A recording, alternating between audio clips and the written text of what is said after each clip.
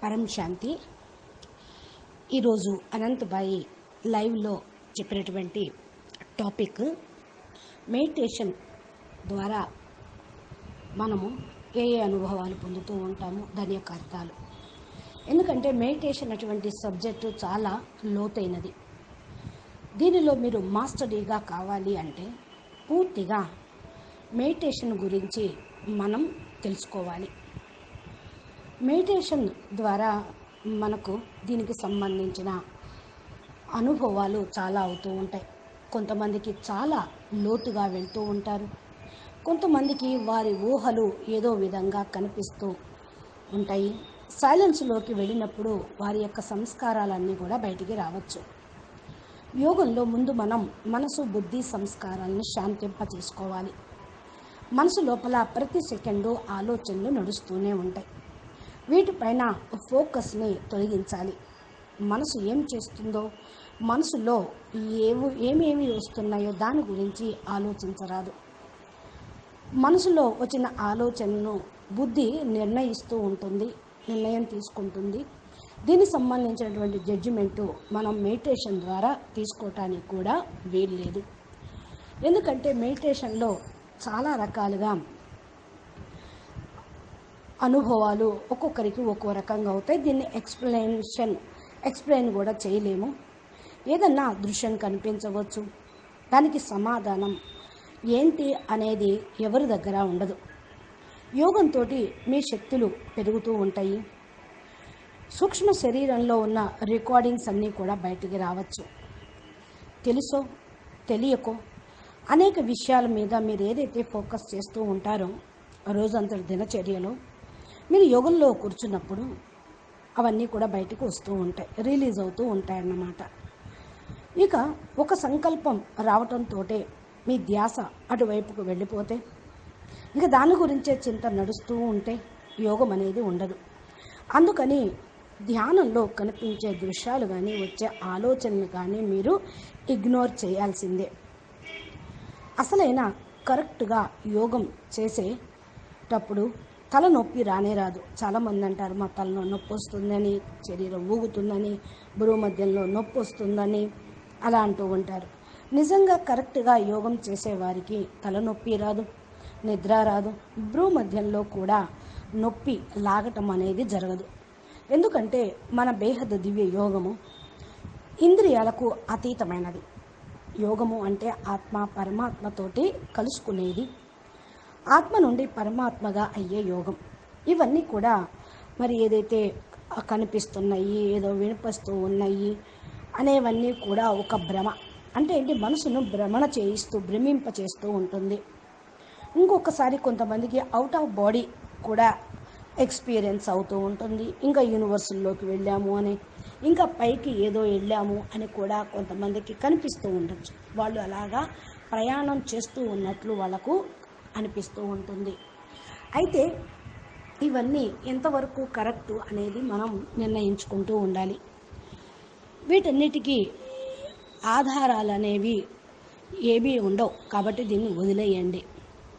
ఇది ఒక రకంగా స్వప్నమే అన్నట్లు. స్వప్నంలో మీరు ఆలోచించినవి, ఊహించినవి కళ రూపంలో వస్తూ ఉంటాయి కదా.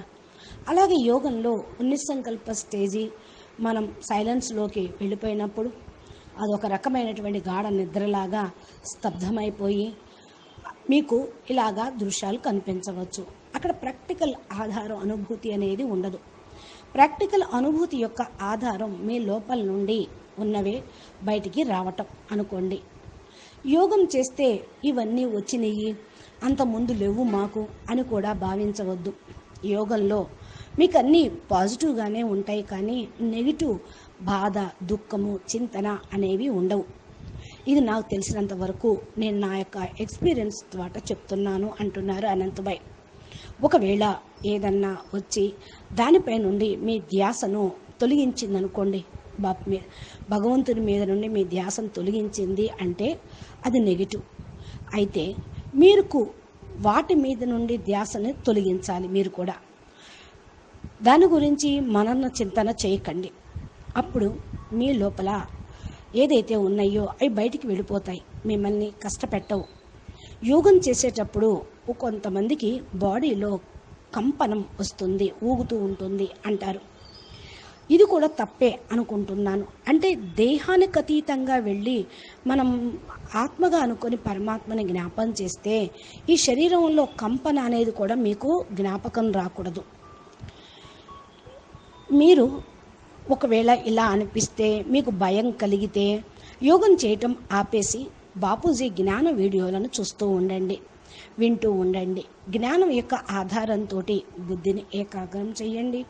మనసుని సంభాళించుకొని బుద్ధిని స్థిరంగా ఉంచుకోండి. శరీరంలో జరిగేటువంటి ప్రకంపనలు ఇది మీ లోపల ఇన్బ్యాలెన్స్డ్ మనసు బుద్ధి యొక్క ఆట అని అనుకోండి. మీ యోగం సరిగ్గా కోరటం లేదు, అందుకనే ఇలా జరుగుతుంది. జ్ఞానం పైన ఫోకస్ చేయండి. ఇక టైం వేస్ట్ అనేది జరగదు. అదే ఇక మీరు జ్ఞానం వినంగా ఏకాగ్రతలోకి వెళ్ళి బాపుని జ్ఞాపం చేస్తూ మీ మనసుని సెర్చ్ చేసుకుంటూ ఉంటారు. ఒక్కోసారి అన్నీ కూడా మరి మారుతూ ఉంటూ ఉంటాయి. మెడిటేషన్లో టైము మీకు మీ పూర్వజన్మలో ఉన్నాయన్నీ కూడా కనిపిస్తూ ఉండవచ్చు. స్వప్నావస్థ అంటారు చూడండి, ఆ విధంగానూ ఉంటూ ఉంటుంది. డీప్ సైలెన్స్లోకి, డీప్ మెడిటేషన్లోకి వెళ్ళే కొద్దీ అసలు మనసు బుద్ధి లోపల భ్రమించటం అనేది ఉండదు. వీటి నుండి బయటపడాలి. యోగం అంటే దేహము దేహ సంబంధాలని మర్చిపోయి అతీతంగా అయ్యి ఆత్మ అనుకొని పరమాత్మని స్మృతి చేయటం, అక్కడికి వెళ్ళి యోగం చేయాలి అనేటువంటి స్థితిని మీరు ధారణ చేయాలి. ఇప్పుడు మనం జ్ఞానంలో యోగంలో ముందుకు వెళ్ళాలి అంటే సంస్కారాలను శాంతింప చేసుకోవాలి.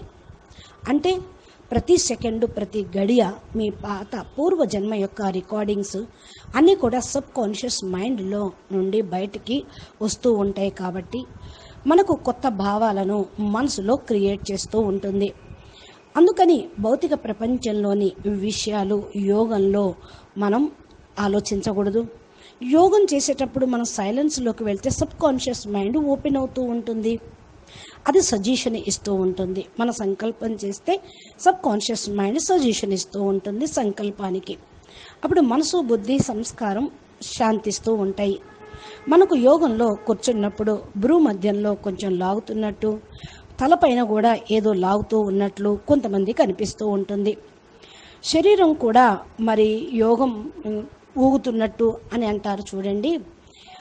ఇది ఒక ఆధ్యాత్మిక విషయం కాదు. శారీరక బాధ, చింత, అనారోగ్యం వల్ల కూడా జరగవచ్చు. కాబట్టి మనం ఆధ్యాత్మిక జ్ఞానం యొక్క ఆధారంతో ఆత్మశక్తిని పరమాత్మతోటి జోడిస్తూ ఉంటాం. మన బుద్ధి సంస్కారాలని కూడా మనం పరివర్తన అనేది చేసుకుంటూ ఉంటాం. ఇది వీటన్నిటినీ కూడా మనం మూడింటికి అతీతంగా అయితే సరైన యోగం చేయగలుగుతాం. కరెక్ట్గా పరమాత్మతోటి కనెక్షన్ని కలుపుకోగలుగుతాం. కొంతమంది చెప్తూ ఉంటారు, మనసులో ఆలోచనలు వస్తూ ఉంటే వాటిని చూస్తూ ఉండండి, సాక్షి దృష్టిలో ఉండండి అని కూడా అంటూ ఉంటారు. కానీ అది కూడా రాంగే అంటున్నాను. నిద్రలో వచ్చే స్వప్నాల్లాగా సబ్ కాన్షియస్ మైండ్ లోపల జాగృతం అవన్నీ అవుతూ ఉంటాయి. మనకు దైనందిక జీవితంలో జీర్ణం కాని మాటలు, అంటే జీర్ణించుకోలేము, కొంతమంది మాటలు మర్చిపోలేము, తీరని కోరికలు ఉంటాయి, అసంతృప్తి భావాలు ఉంటాయి. ఇవన్నీ స్వప్న రూపంలో వస్తూ ఉంటాయి కదా. అంటే విషయ వాసనలు రాత్రి స్వప్నంలో వచ్చినట్లే మనం యోగంలో కూర్చున్నప్పుడు మనసుని మరి సైలెన్స్లోకి తీసుకొని వెళ్ళినప్పుడు బాధలు, రోగాలు, చింతలు, శోకాలు అనే మాటలు కూడా కనిపిస్తూ ఉంటాయి. అంటే ఏంటి, శరీరం పైన వచ్చేటువంటి రోగాల గురించి మనసు వెళ్ళిపోతూ ఉంటుంది. దాని మీద ఆలోచన ఫోకస్ అనేది చేస్తే మీకు ఆత్మకు బలాన్ని ఇవ్వదు, అవి బలపడుతూ ఉంటాయి. యోగంలో మనం ఏం చేస్తున్నాము అనేది చూసుకోవాలి. ఎవరిపైన ఎక్కడికి మనసు వెళ్తూ ఉందో చూసుకోండి. యోగం చేస్తున్నట్లు ఉందా, లేకపోతే వేరే చింతన చేస్తూ వేరే విధంగా ఉన్నామా, అది ఆలోచించండి. ఏదైతే మనము మరి ఆత్మ పరమాత్మని కలుసుకోవటం కోసమే మనం ఆత్మగా ప్రయాణం చేస్తూ ఉన్నాము. కాబట్టి ఇవన్నీ కూడా మరి అన్నిటినీ తొలగించుకోవాలి. దేహదారుల మీద భావాలు తొలగించుకోవాలి. మీరు 10 గంటలు కూర్చున్నా సరే, మరి యోగంలో నిద్రపోయినా సరే యోగం కుదరనట్టే. మనసు సరైనటువంటి దిశలో పరమాత్మ వైపుకు వెళ్లకుండా వేరే అన్య స్థానాల్లోకి వెళ్తూ ఉంటే మరి యోగం ఏమున్నట్టు? ఇది కర్మల యొక్క కథ, ప్రాసెస్ రాత్రంతా నడుస్తూనే ఉంటుంది మనం నిద్రపోతూ ఉన్నప్పుడు. అలాగే యోగంలో ఎన్ని గంటలు కూర్చున్నా అది నడుస్తూనే ఉంటుంది. ఏదో చమత్కారంలాగా ఏదో ఎదురుగా వస్తే ఇంకేదన్నా భయపడుతూ ఉంటారని కలలోకి వస్తూ ఉంటాయి. భావనలన్నీ మనసులో నిండిపోయిన కారణం వల్ల మనసును సైలెన్స్గా ఉంచుకొని నిస్సంకల్పంలోకి వెళ్ళటానికి సాధన చేసినప్పుడు ఇవన్నీ బయటపడుతూ ఉంటాయి. మనసు బుద్ధి సంస్కారాల నుండి అతీతంగా వెళ్ళిపోయేదే మన యోగం. స్వప్నాల్లో కూడా కొంతమంది చోట ఆ దృశ్యాలు ఈ దృశ్యాలు జరగబోయి కనిపిస్తూ ఉంటే భయమేస్తుంది అంటారు. సబ్కాన్షియస్ మైండ్ మిమ్మల్ని మరి ఈ విధంగా అప్సెట్ చేస్తూ ఉంటుంది. యోగంలో మనం మన చింతన చేస్తూ ఉండాలి. జ్ఞానాన్ని మీకు ఆత్మచింతన చేస్తూ ఉండాలి. దీనికి మీకు అంత ఫ్రీ విల్ ఉంది, మీరు ఉపయోగించుకోండి. ఎంత మనసును ఉపయోగించుకుంటే అంత. మనం యోగంలో చేసేటువంటి సంకల్పం వెంటనే ఒక పిక్చర్ని, ఇమాజినేషన్ని చేస్తూ ఉంటుంది. అది ఎదురుగా కనపడుతూనే ఉంటుంది. వాటినే గురించి ఆలోచిస్తూ ఉంటే టైం వేస్ట్ అవుతుంది. ఆత్మస్వరూపం యొక్క రియలైజేషన్ చేసుకోవాలి. ఆత్మ భావంలోకి వెళ్ళిపోయినప్పుడే మనం మన మెమరీని ఖాళీ చేసుకోగలుగుతూ ఉంటాం. ఆత్మలో ఉన్న జ్ఞానం అసలైనది బయటకు వస్తూ ఉంటుంది.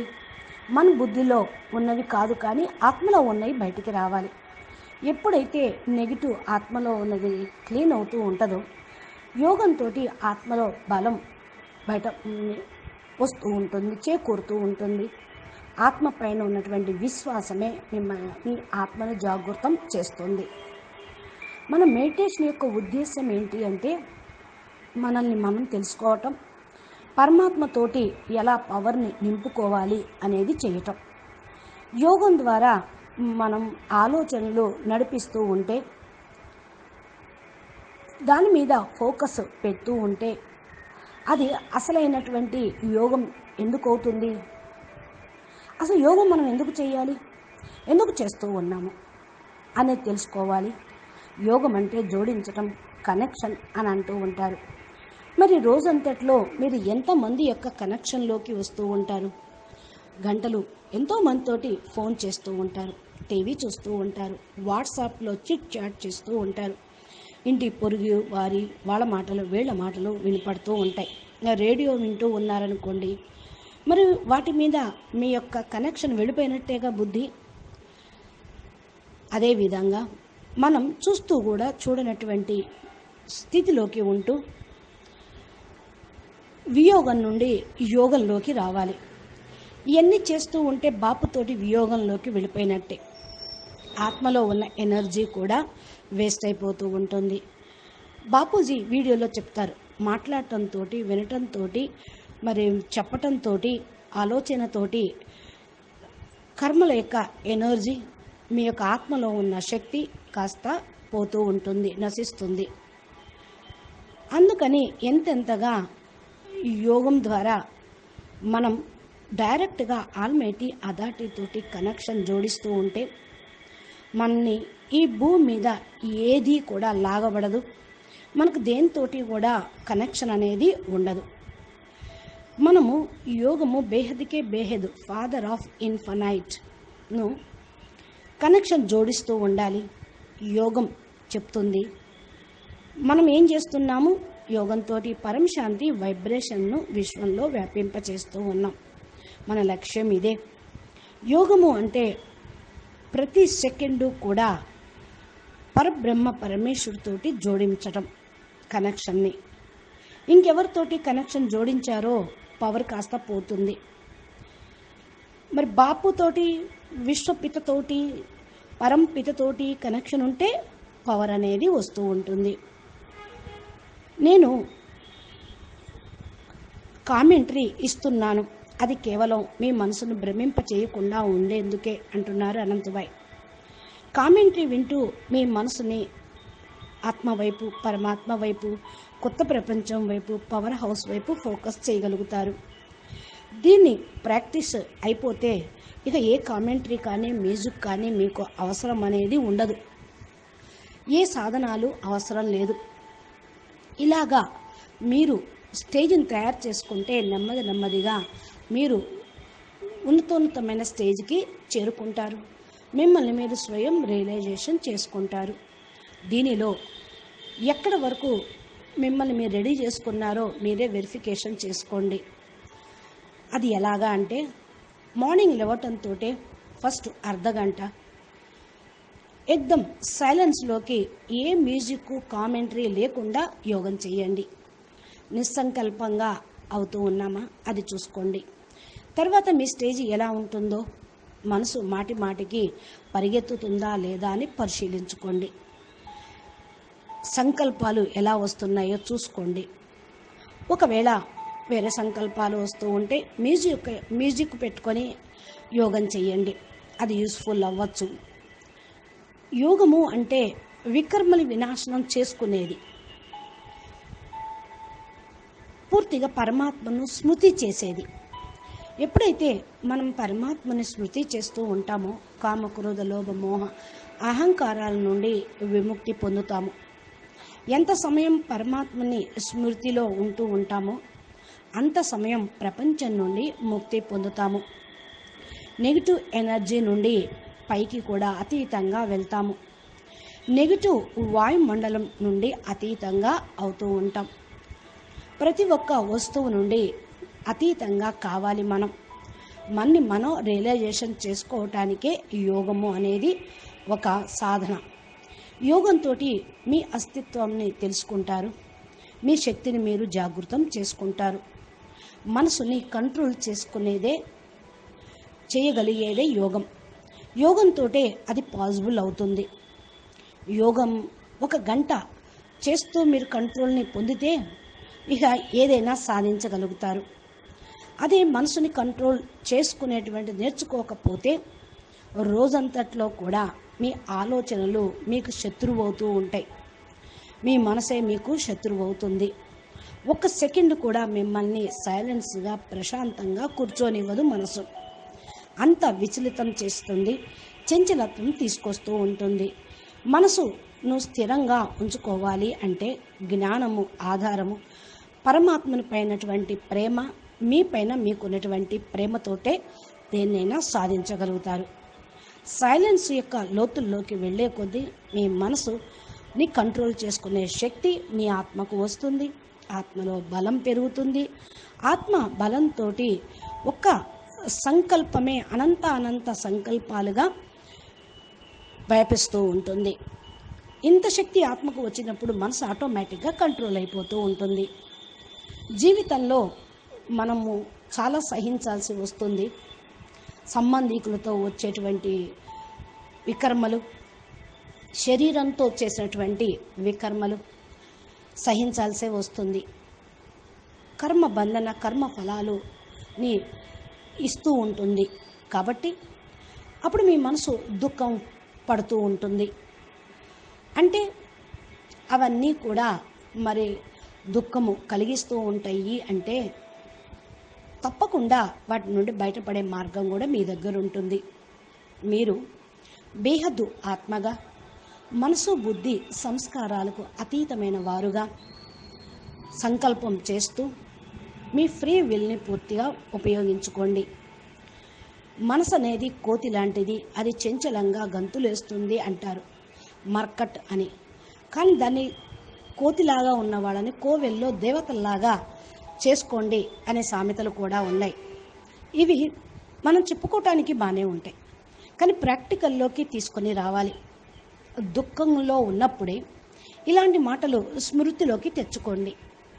స్మృతిలోకి రాలేదనుకోండి, శాపగ్రస్తుడైన కర్ణుడులాగా అయిపోతారు. ఆ సమయానికి ఆ శక్తి, ఆ జ్ఞానం యొక్క మాట పనికి రాకుండా పోతుంది. మన దగ్గర ఉన్నటువంటి ఆత్మజ్ఞానం, ఆత్మలో ఉన్న శక్తులను అవసరమైనప్పుడు బయటికి తీసి సమయానుసారంగా ఉపయోగించుకోవటానికి. మనం మెడిటేషన్ యొక్క పవర్ని ఈ విధంగా ఉపయోగించాలి. సబ్కాన్షియస్ పవర్ను, మన బుద్ధి పవర్ను అన్నిటినీ కూడా కంట్రోల్ చేసుకోగలుగుతూ ఉంటాం. దీనికి ఆత్మ ఉత్సాహాన్ని పెంచుకోవాలి, ఆత్మశక్తుల్ని పెంచుకోవాలి, జాగృతం చేసుకోవాలి. ఛాన్స్ మనకు యోగం ద్వారానే కలుగుతుంది. తత్వాలను ప్యూరిఫికేషన్ చేసేదే యోగం. మన బుద్ధి సంస్కారాల్ని శుద్ధంగా చేసేదే యోగం. అనగా ఆకాశతత్వము, వాయుతత్వము, పృథ్వీతత్వము ఇవన్నీ కూడా శుద్ధి కావాలి. ప్రతి సెకండు, ప్రతి గడియ మనం జ్ఞాని ఆత్మ యొక్క మంచిని తెలుసుకోవాలి. ఒక ఆయన తన ఉపన్యాసంలో, ఆయన మంచి జ్ఞాని వక్త, మీరు ఎవరైతే ఒక మంచి పాజిటివ్ ఆత్మ సంపర్కంలోకి వెళ్తారో మీ లోపల 16,000 వైట్ బ్లడ్ సెల్స్ క్రియేట్ అవుతూ ఉంటాయి అని చెప్పారు. దీని గురించి అమెరికాలో ప్రయోగాత్మకంగా కూడా ప్రూఫ్లతో సహా నిర్ణయించారు. అదే చెడు వ్యక్తి యొక్క సాంగత్యంలో నెగిటివ్ సంపర్కంలోకి వెళ్తే ఆ 16,000 మరి వైట్ బ్లడ్ సెల్స్ డ్యామేజ్ అయిపోతూ ఉంటాయి. దీంతో వ్యాధి నిరోధక శక్తి తగ్గుతూ ఉంటుంది.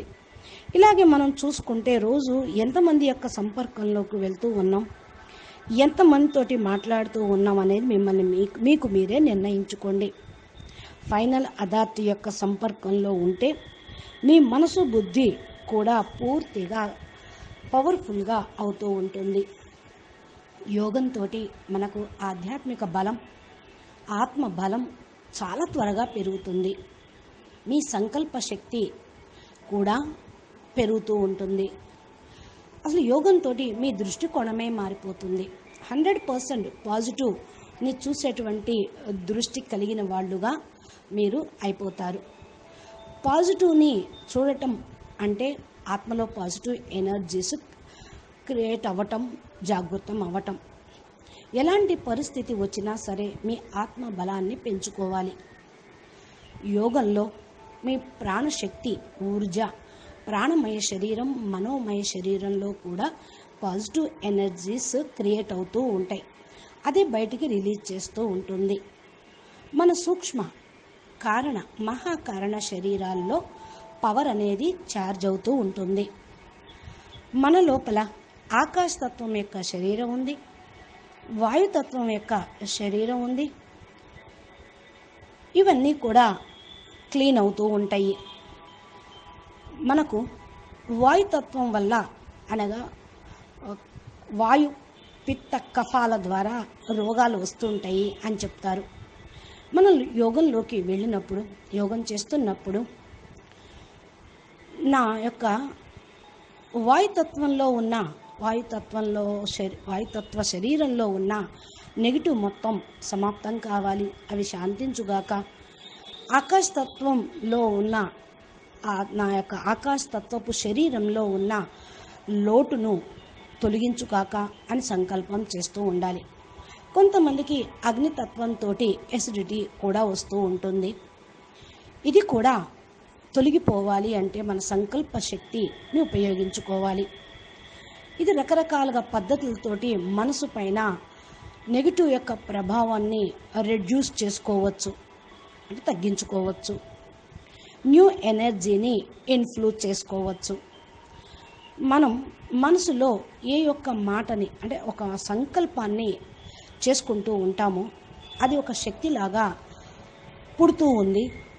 ఆ మాటే బీజాక్షరంగా అనంతంగా వ్యాపిస్తూ ఉంటుంది. ఈ యొక్క ఎనర్జీ మీ ఊర్జాను పెంచుతూ ఉంటుంది. మనసులో ఆలోచనలో మనం ఏదైతే చేస్తూ ఉన్నామో ఆలోచించడానికి కూడా అప్పుడు ఆలోచించాల్సి వస్తుంది. ప్రతి సెకండు, ప్రతి గడియ మనం ఎంతగా మన యొక్క మనసు యొక్క ఫ్రీ విల్ని ఉపయోగించుకుంటూ ఉంటామో అంతగా మెడిటేషన్ తోటి పవర్ని పొందుతూ ఉంటాం. మెడిటేషన్లో మనం ఎవరికి పవర్ ఇస్తూ ఉన్నాము, ఎవరి నుండి పవర్ తీసుకుంటూ ఉన్నాము, అది మీరు బాగా విశ్వసించాలి. మీ యొక్క శక్తిని మీరు జమ చేసుకుంటూ ఉన్నారు. అయితే ఇక్కడ పోగొట్టుకోవటం కూడా జరుగుతుంది. కాబట్టి మీరు చూసుకోండి, శక్తిని మెడిటేషన్ ద్వారా జమ చేసుకుంటూ ఉన్నామా, పోగొట్టుకుంటూ ఉన్నామా? మెడిటేషన్ అనేది చాలా లోతైనటువంటి సబ్జెక్టు.